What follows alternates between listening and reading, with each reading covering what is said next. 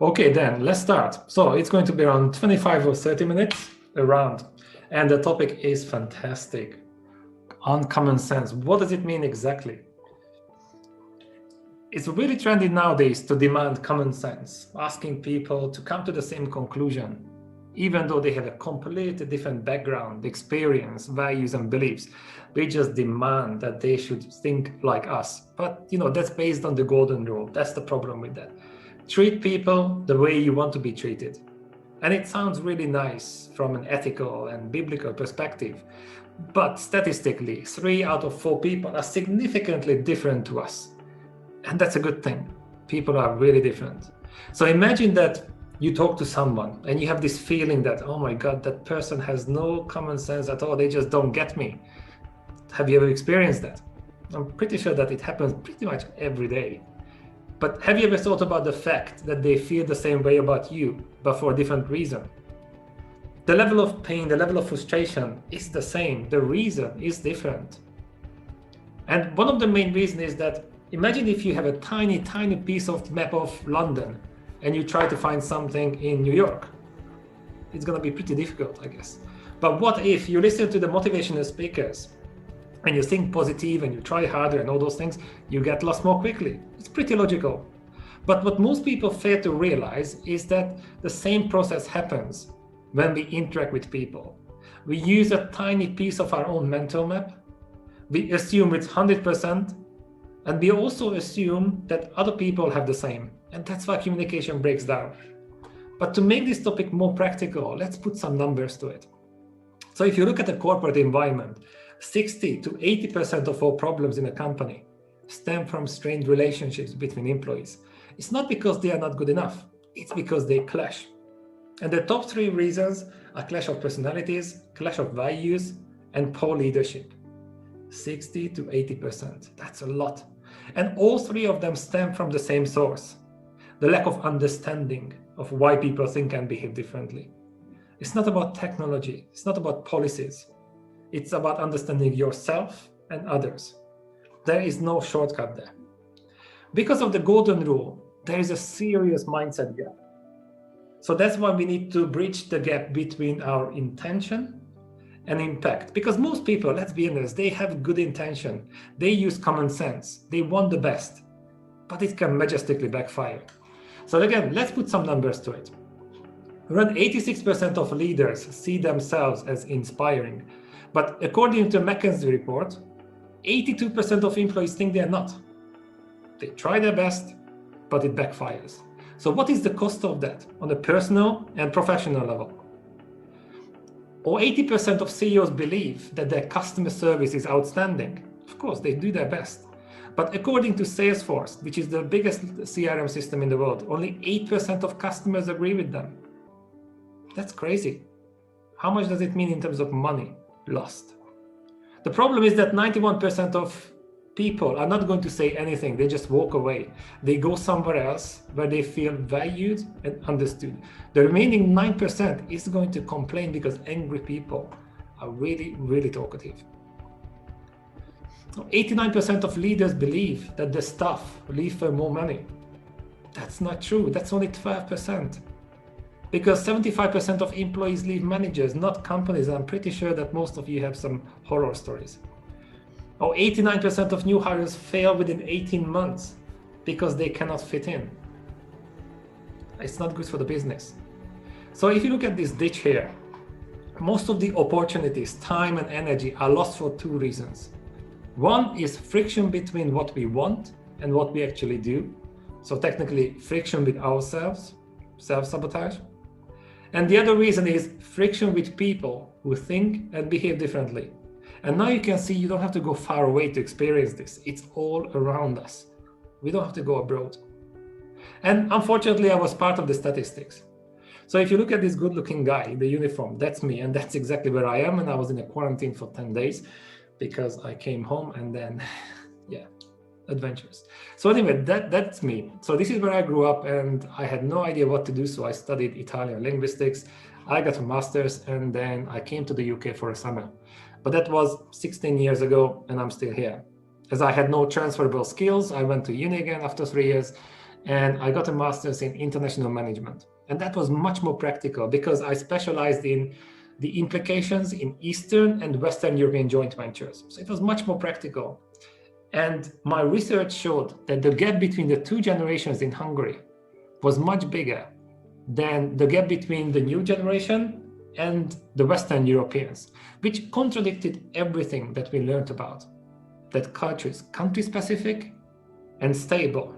And I thought, no, look at the numbers, that's not true at all. But who are you to question the big boys? You know, they've been around for 40, 50 years. That's not polite. So as soon as I finished, I started my own company, which was a restaurant booking site. We started with 35 restaurants here in Brighton. And in 1 year, we had 5,500 all over the UK. It became a joint venture with a software company. And on paper, everything made sense. In real life, I couldn't stand the French CEO. We got to the point where we had to get out of the business. We sold the shares. It's still online, but we are not involved anymore. And this is when I started my research. I didn't understand how come that was the exact topic of my dissertation. That department itself is #1 in the world in its category. I had years of experience, but I couldn't put that theory into practice. Why is that? That didn't make sense. So I got certified in a lot of different things, and I wanted to understand what went wrong and how we could fix it. And this webinar is about the insights. I can tell you what I discovered. I'm going to share some of those logical sounding questions and statements. I'm going to show you the results so you can make a better decision for yourself. That is the goal. It's not about convincing you, it's about sharing insights so you can make better decisions. That's all. So the first question or statement that makes sense, how come I can hit it off with people from the other side of the globe, but I clash with somebody I grew up with? That doesn't make sense. But let's try something. What does cultural intelligence mean to you? If you just drop it in the chat, what's your definition? How would you define it? It's a fancy term.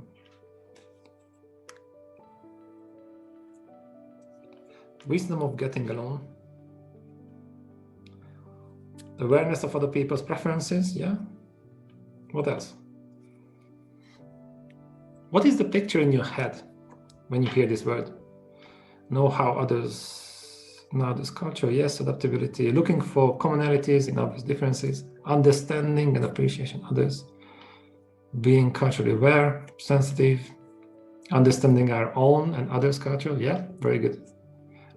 Navigating culture successfully, collaborating, yeah, awareness. I think all of them are correct because there are more than 5,000 different definitions, a lot of them. And the interesting thing is that when we talk about this, then usually people think about,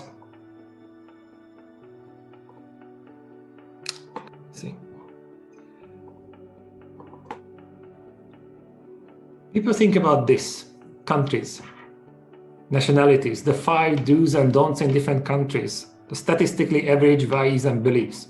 Sometimes when you mention the word culture, people think about generations. And that makes sense because if the country-specific approach was correct, there would be no millennial issue. That's just another cultural group. Or sometimes we think about genders. Now, the interesting thing is that more than 80% of cultural differences exist within countries, not between them. And if you look at the research where they compare 17 different cultural groups in terms of practicality and range of differences, then the bottom 3 were country of origin, gender, and generation. And interestingly, these are the ones that most companies focus on when they talk about diversity. But it also makes sense. Because you don't choose your gender, generation, or where you want to be born. That's not up to you. But even if you are completely different, you learn how to navigate efficiently in that environment. The fact is that we all belong to 15 or 20 culture groups at the same time. Country of origin is a tiny, tiny fraction of that. Culture is what we are used to, not who we are. There's a big difference there. So when you talk to someone, even within your own family, what are the chances that the other person belongs to the same 15 or 20 culture groups like you? It's pretty much 0. Every single conversation is a cross-cultural dialogue. but most people don't know about it. And even if you Google it, you find a lot of country briefings. And that's important. When you move to a country, you have to learn about what people are used to. But if your success depends on how well you understand an individual in front of you, they can be truly misleading. But if you want to go deeper, then you realize that even within a smaller culture group, there are different personality types with often completely opposing preferences. So now it's getting messy. I mean, diversity on the visible layer, it's really complex. How can you be an expert in all of these, even if the numbers were correct and up to date? Pretty much impossible. But if you look at the only layer of diversity that has proven benefit in terms of performance, which is cognitive diversity, then you realize that there are a limited number of values and psychological needs beneath the surface. Now, the behaviors and best practices we use to meet those needs and reflect those values, that's insanely complex. But there are a limited number of levers beneath the surface. There is a blueprint of why people think and behave differently. The next question, how come diversity is apparently good for business, but it feels stressful and we have more conflicts? Well, that's a typical question because diversity is cool until somebody disagrees with us. After that, not so much. So if you look at these devices, probably you had all of them or most of them. But in the 90s, they look like this. Now they look different and they're much more complicated. But today, you could replace all of them with a smartphone. And the reason is that they managed to seamlessly integrate all those functions into one portable, user-friendly device. The technology behind it is complicated, but who cares? It makes our life easier. But what happens if you press these devices together? Do you think they're going to turn into a smartphone? No, they won't. But then how come this is what companies try to do? They employ a lot of different people. They teach them how to be normal. They call it onboarding. And then they expect them to work like a smartphone. You see the statistics. It's not happening. When I did workshops for BBC, they had 17,000 employees. And they said they were proud of celebrating and tolerating diversity, which is fantastic. So much better than hating people. But you cannot turbocharge your car by celebrating your engine. You need more than that. You have to understand how the different parts work together so you can optimize them. And that's how we create superior performance. That's what we want to achieve. That's diversity and that's inclusion when you make it work. How come most people in my company seem to be the same type in different countries? They are not supposed to be different. I mean, that's why the intercultural or technically international models exist. There is a reason for that. This is where we have to talk about something strange sounding, homophilic diversity. It sounds like a disease, but it just means that we like and trust people who are like us. They might look different, but deep inside, we are very similar. And that's the reason why we focus on cognitive diversity. So if you look at this case study, that was 10 senior leaders from 8 different countries and 3 continents. On the surface, really diverse. It looks good on the website. But deep inside, they were almost identical. So if you look at this sliding scale, if you look at it as a range of perspectives, as a range of approaches to problems and opportunities, then you can see that only 22% of these options are covered. Everybody's standing in the same place. So if the cognitive diversity index is 22%, then your blind spot as a team is 78. That's homophilic diversity. We have plenty of case studies where international teams are much more homogeneous than a random local team. But it makes sense. Why would you employ somebody who annoys you? You don't need that hassle in your life. We are going to like somebody who is like us. That's what we want. But here's the problem. Imagine that these 10 people have a meeting. They make a decision. Everybody agrees, more or less. So it feels right. It doesn't make it true. Because they have almost the same tunnel vision as a team, just like as an individual. It's almost like having 11 goalkeepers in a football team. Yes, you know what to expect, but that's not what you want as a business. This was 4 employees and 1 leader. This is how they advertised their team. They were really proud of their diversity, and yes, they are, on the surface level, really diverse. But when we did the assessments, it turned out that they are not that different inside. The cognitive diversity index was 42%. It's not that different now. But here's the trick. When we compared the leader's personal preferences with the group average, it turned out that he managed to attract people like himself from all over the world. And this is pretty normal. Here's the other side. That was our training, for example, last week. Everybody was from Indonesia. They grew up in pretty much the same city. On the surface, homogeneous, the same team. Now you can see their personal preferences and the country average. The cognitive diversity index was over 80%. There is no statistically average person, not at all. Just because we conform to the same norms, it doesn't mean that we are the same inside. And it causes a lot of damage. And I'm going to show you that. We put actual numbers to it. We invest more and more in so many workshops, and we use a lot of models. How come they're not getting the results they promised? Well, this was one of the most shocking parts when I started my research, because it turned out that there are too many of them. So for example, I used to do martial arts, and it's just beautiful. And I watched a lot of documentaries, and one had a really big impact on me. They invited this guy. He's called the Red Man. You can punch him, you can kick him, you do what you want, he's still happy. So they invited different martial art experts like Aikido and Kung Fu and Jiu-Jitsu. And they asked them, can you fight this guy? And they said, yeah, of course. We are masters. So they put them in a room with this guy. And when they said fight, this guy, the Red Man, started to run towards them, scream at them, swear at them. And they didn't expect that. Some of them ran away, some of them froze, and only a few of them could fight back, which didn't make sense because they were all masters. But a Kung Fu master against a Kung Fu master, yeah, that's a no-brainer. But Kung Fu master against a crazy guy, that was a mess. And the reason is that when they had too many techniques, they didn't practice them enough. But the ones with less techniques, the ones who practiced them more and more, they could fight back. And that's exactly what I noticed in our field. If you have a framework, a workshop for every single problem, which one are they going to master? Which one are they going to be able to use efficiently? None of them. It's very unlikely. The other reason is that around 90 or 95% of companies buy and sell solutions created in the 60s and 70s. And there's nothing wrong with that because we love our great-grandparents. But when those people answered the questionnaires, there was no internet, no EU, no cheap flights. But we are using that data to adjust the new challenges. And you saw the statistics. Something doesn't add up. It's almost like trying to fix a smart TV with tools designed for black and white ones. Yes, we can try harder, we can invest more, we can expect different results.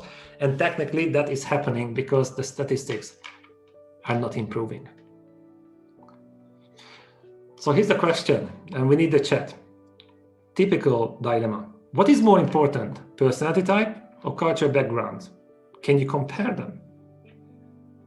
But before that, what is normal behavior style in the US, if you had to describe it using the DISC terminology? So would that be D, I, S, or C if you use the chat? What do you think?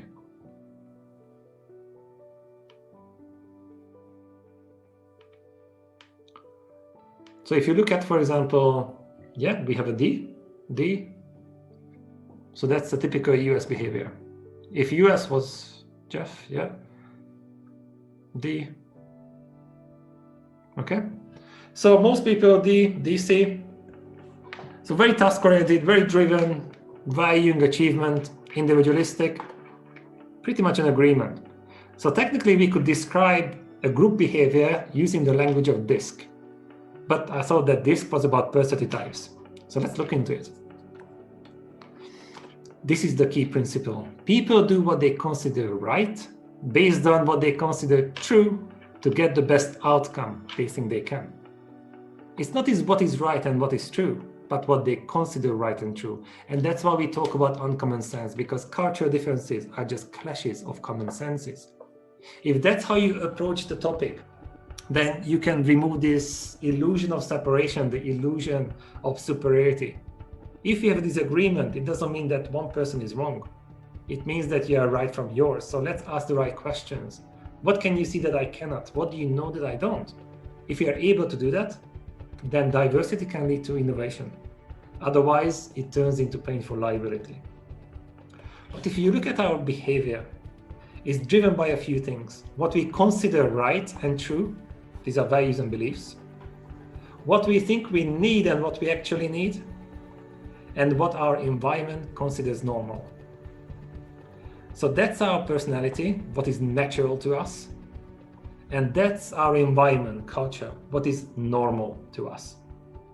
And we can never ever separate them, because our personality determines how we want to behave, and our environment, so technically culture, determines how we should or technically have to behave.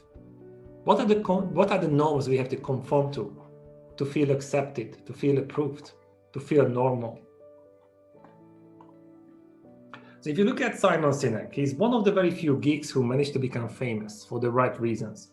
And according to himself, he didn't create anything new, but he managed to uncomplicate a complex topic: leadership, mindset, identity. So he created the golden circle. And he talks about what, how, and why we do. Because when you talk about the what, how, that's not too exciting. You talk about the why, and that's when you tap into the limbic brain, which is responsible for the emotions. So let's use that principle that I presented. For example, if you look at the label, what is the label? What is the identity? Vegan individuals and, let's say, Indian cultures tend to have a plant-based way of eating because they truly believe that the lives of animals are valuable and plants are the foundation of health, strength, and vitality. So this is what they consider to be true. So this is the behavior that is what considered right, and that creates the identity. So they eat plants. On the other side of the sliding scale, the carnivore individuals and, for example, the US cultures tend to have a meat-based diet because they truly believe that human lives are superior to animals, and meat is the foundation of health, strength, and vitality. This is what they believe to be true, so this feels right, and that becomes part of the identity. The bigger the mindset gap is, the more they trigger each other. But if you zoom out, you realize that ultimately they want the same thing. They want health, strength, and vitality. What they argue about is, what is the right way of getting there? But this is not a binary option, because the real problem is binary thinking. If you're not like me, you're against me. No, you can see everything on a sliding scale, because there are some vegans, the pescatarians, who eat some fish. Then some of them eat some meat. Maybe it's half and half, or maybe you eat mostly meat and some veg. The bigger the gap is, the more they trigger each other.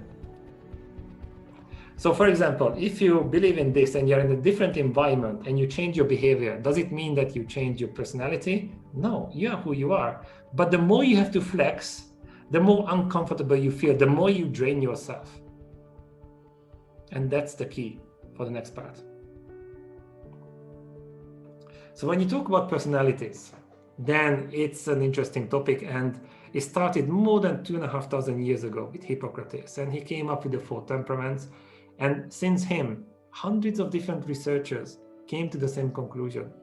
There are 4 different personality types. They have their positive and negative traits. They can help you or they can hinder you in professional or personal life. They use different metaphors, different colors, doesn't really matter. The different personality types exist because they have very different psychological needs and values. And our behavior is the reflection of those. So if you look at DISC, that was created by William Marston in 1928 when he published the book, The Emotions of Normal People. And he's the one who introduced the 4 dimensions. And that's why it's the most widely used behavioral model. A lot of companies created their own versions, and they can trademark it and they can claim that theirs is the best one.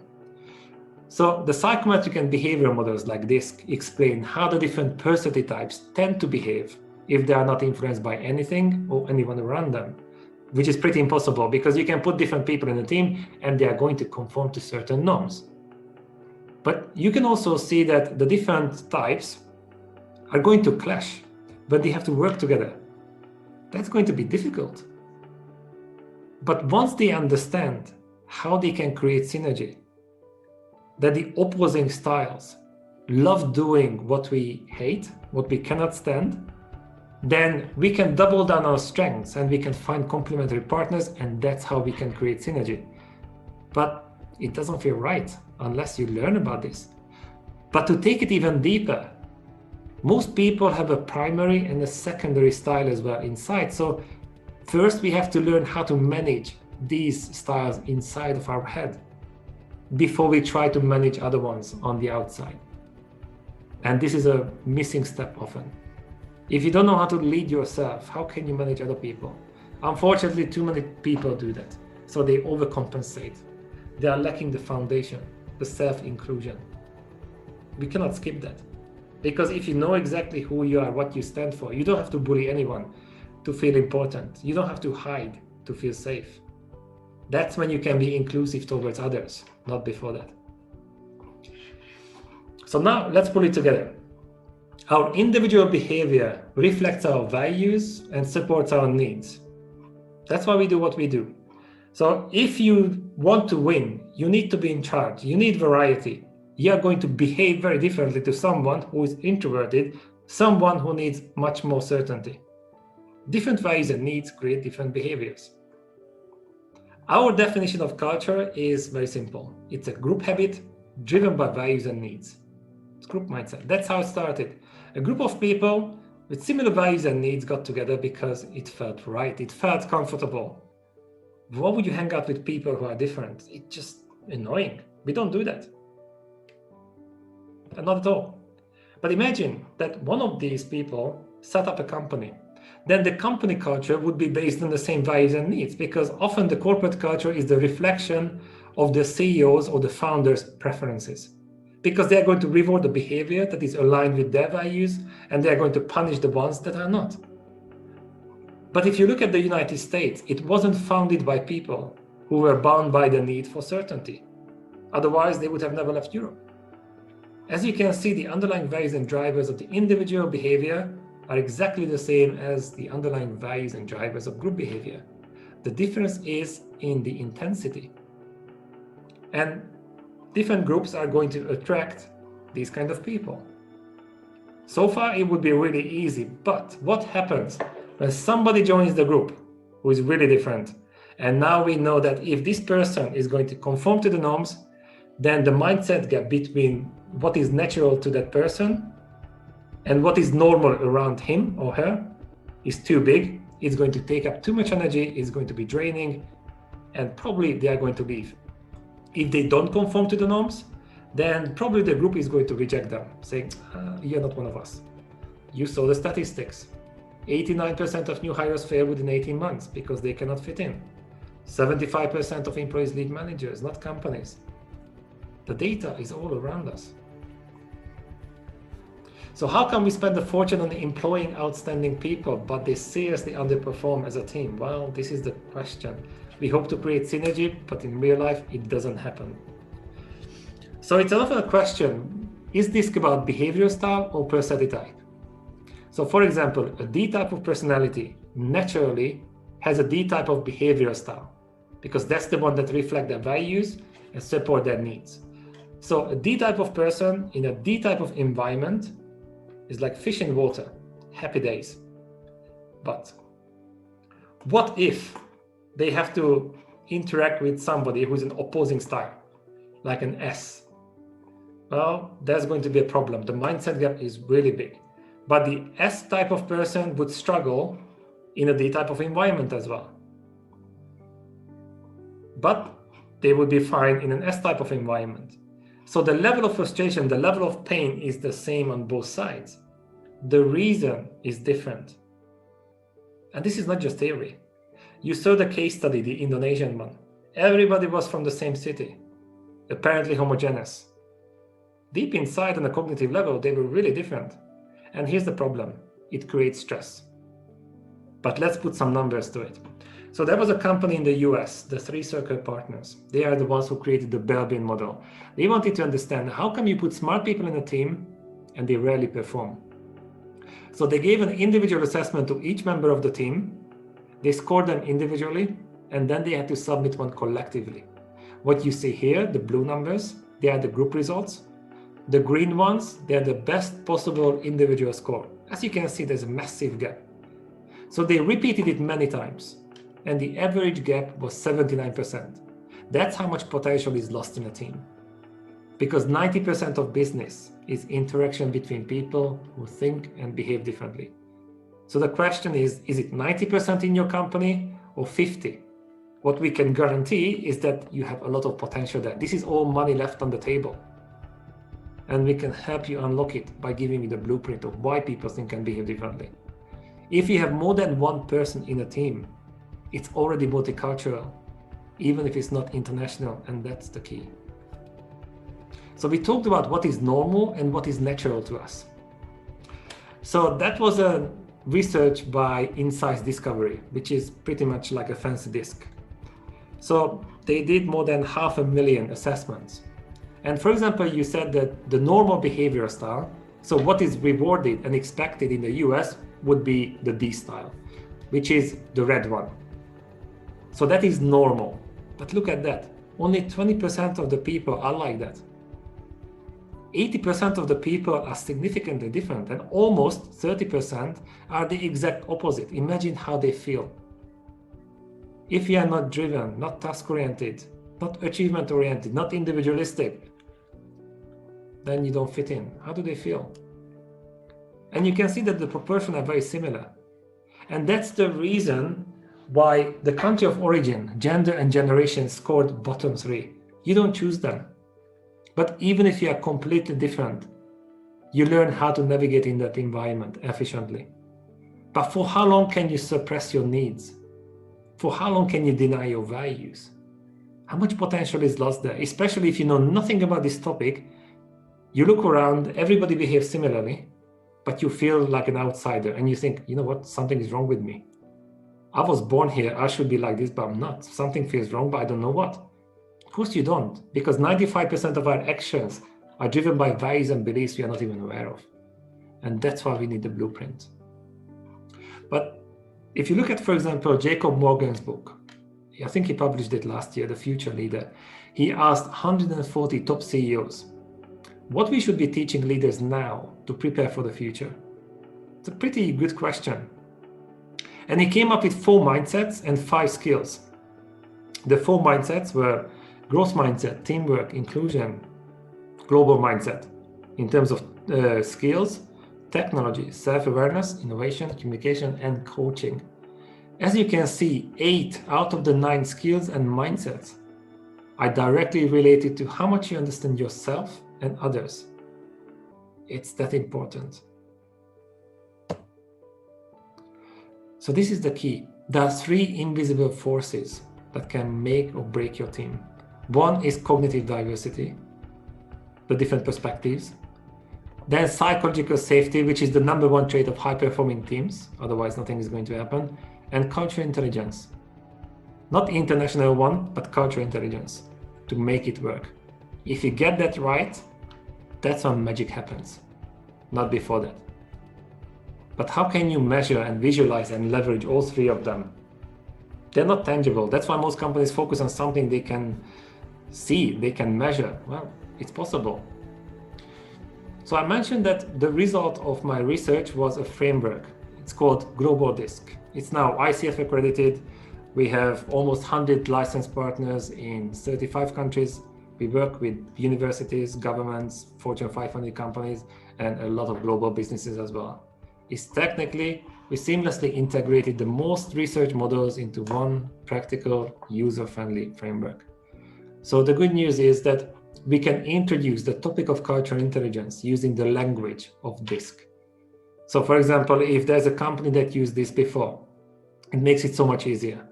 So you used it, fantastic. Now, do you need the 50% that's missing from it? And now we have a conversation. And the language is important because it's a fully integrated system. So we use the same vocabulary, the same system when we talk about one person, a couple, a team, a department, a company, or even a country. It makes it consistent. We speak the language that most companies understand, and we can build on something that they already know. So that's all about repetitive learning and making it uncomplicated. So a lot of companies use DISC, and there are a lot of different versions. And they talk about the personality types. You can see, this is an example. We can do the same thing. The question is not how much more you get with global DISC, but how many times more, because we compete on value. So we can go much deeper. We can get into the different layers, how you behave as an individual, as a team, and most importantly, why. Once we do that, we can measure the cognitive diversity index of your team to reveal the blind spot. So this is fantastic. You take the assessment, you get 42-page report and a 40-minute online course in it using augmented reality. Lots of information. But it comes alive when you compare it to something or someone, and this is where the magic happens. When we compare your result with another person, the department, the company, a country, different DISC profiles, everything is relative, everything is compared to us. That's what matters. And then we can do the same thing on a group level. So this is all fantastic, lots of information. But what can you do? How can you respond instead of just reacting? That's the most difficult question. How do you facilitate that learning? So we created an interactive learning platform designed for your results. Every single mission is going to push you out of your comfort zone just a little bit more, because people learn from experience, not just from theories. So this is like a 2.5 or 3 months program. And by the time you finish, your comfort zone is going to be pretty awesome. And this is the reason. You take an assessment, you learn about your preference. But most people have 5 to 10% flexibility, because our brain is 2% of our body weight, but uses more than 20% of the energy. So it's designed to create habits. It's designed to create a comfort zone. But what if you're in a situation that would require this behavioral style or this communication style? Then your stress and inefficiency zone is going to be pretty huge. So or you take up too much energy and you don't have enough left, or you cannot flex, so you don't get the best possible result. What can we do? Can we change your preferences? Sure, we can. But why would we? There's nothing wrong with you. What we want instead is to expand your comfort zone. It's you, but an upgraded version. And that's the key. That's why we created the Quest. But once you have that, you also have to create a high-performing team. And the number one trait of that is psychological safety. But we talk a lot about it, but how do you do that? Now we can measure it, we can visualize it. And once you see that, we can remove a lot of difficulties, because we can make this topic as objective and tangible as possible. So we can also give people the vocabulary to talk about personal and cultural differences, because we have to facilitate that conversation. And here, nobody can use the excuse that because I'm a man, woman, black or white. No, what matters is what's inside of you. We can measure the gap, and that's the key. And this is the last thing that I wanted to show you, so don't worry about the number of the slides. It's not that long at all. So this was a metaphor by Michael Neal. He's the author of the Super Coach. He talks about people that everybody was born as a diamond, pure, full of potential, precious. But as we interact with people and we pick up bad habits, bad experiences, then layer by layer, we just build up some, well, let's say dirt, but that's not what he said, but you can imagine it. But because we feel bad about it, we put some nail polish on it. That was his metaphor, and this is the one that made me think. But if you look at the growth mindset, you learn more techniques. It's like adding more nail polish to it. That's not ideal. You look at the research, most of the opportunities, time and energy, are lost for two reasons: friction with people who think and behave differently, and friction with ourselves, self-sabotage. So for example, in the German language, the highest level of praise is when nobody's criticizing you. So what if the highest level of growth is when you stop wasting your potential, when you stop ruining relationships around you because of misunderstandings, because of the lack of understanding of why people think and behave differently? And I'm not going to promise something that I cannot keep, so it's not like we can remove all of it, not at all. But we can dramatically reduce it. So if growth mindset is about running faster, then uncommon mindset is about dramatically reducing your baggage. So you can achieve much more with the same amount of energy. It's a pretty good deal. So we have, for example, a course, the 5th one this year in November, and that's exactly about this. And this is not just an idea, it is ICF accredited, award-winning, and also endorsed by the leading experts in the field. So these are practitioners, people who work with the best of the best to make them even better. And if they give their name to it, that's always an honor.